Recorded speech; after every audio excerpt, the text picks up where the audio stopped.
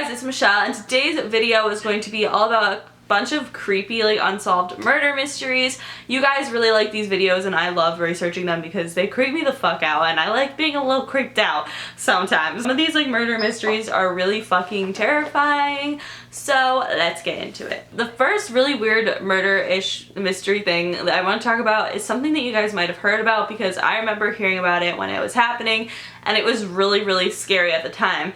So this happened in 2001, 1 week after the events of September 11th, and this was something that I, like, asked my parents about because they really remember it, obviously, because I was, like, 4 years old or something, but they remember this very vividly, and they remember having to, like, open their mail, like, on the front, like, porch, like, to make sure that it wasn't contaminated, and it was just, like, a really fucking scary time in general, obviously, because this huge thing happened, and now this.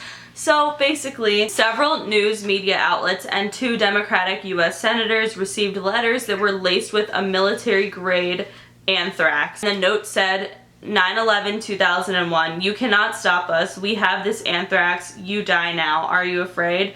Death to America. Death to Israel. Allah is great. And this infected 17 people and killed 5 people, which is fucking crazy because, like, I don't know, it's just so weird. There's no way to prevent that necessarily, because, like, when obviously the first people were getting these letters, they just assumed it was like a normal letter, and then they read it and then they're infected. Like, I don't know, it just literally creeps me out so much that that could even happen.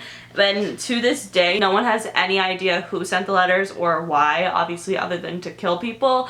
But, like, no one knows, like, the true people behind sending these letters. It's really weird that they had, like, military-grade anthrax. Like, how the fuck did they get that? There's so many questions to be raised, and honestly, it's really terrifying. But I can't even imagine, like I said, my parents, like, had to be very wary of opening things because we lived in New York at the time, but these were all over the United States.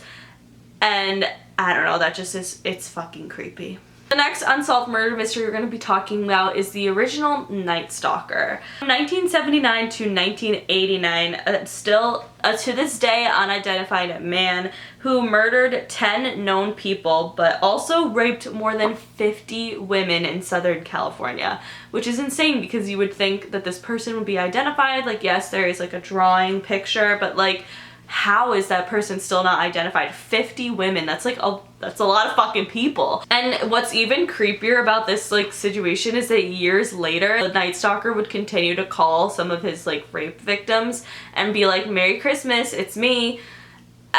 That just creeps me out. Like, could you imagine, first of all, going through the traumatic experience of that situation in general, and then getting calls from, like, the person that attacked you even a few years after? Like, you probably not have stopped thinking about it, obviously, because it's a huge traumatic event, but, like, it's something that happened years ago, and then, like, you're getting calls from this person years later, because it's not like they called the next day or something. He called, like, years later. How did he even find their number? Like, there's so many questions, and why has this person still not been identified?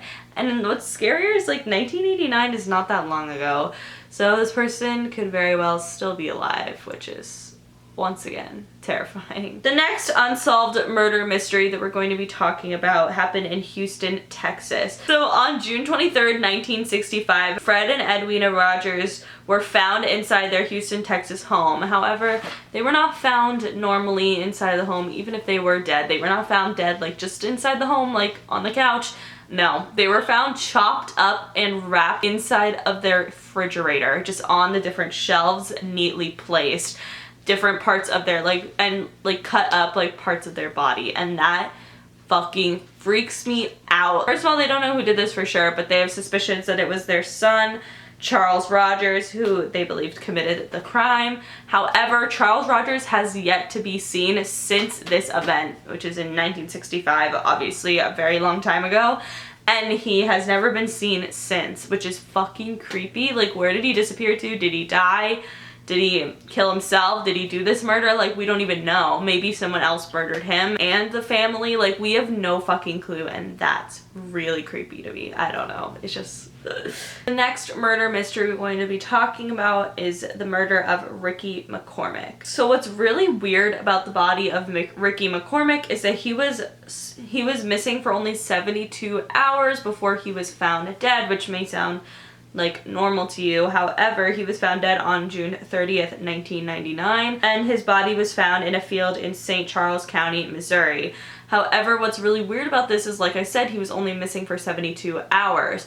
But his body was already severely decomposed, which is super, super strange. In 2011, the FBI revealed that they had found 2 notes in McCormick's pockets written in a really weird, like no one knew what it meant. So these like weird notes came out that are like cipher messages. Apparently they were in his pockets. However, this was found in 1999, but no one ever talked about it until 2011, which is 12 years later, which is pretty weird. No one can decipher any of like the weird like handwriting and the weird just random jumbled up letters and like messages. Like no one has any idea what any of it means. However, a lot of his family members question whether or not he could even have the capacity to write these notes, because according to his mother, the only thing he could write was his name. He didn't write in no code. So maybe someone else wrote them and placed them into his pockets.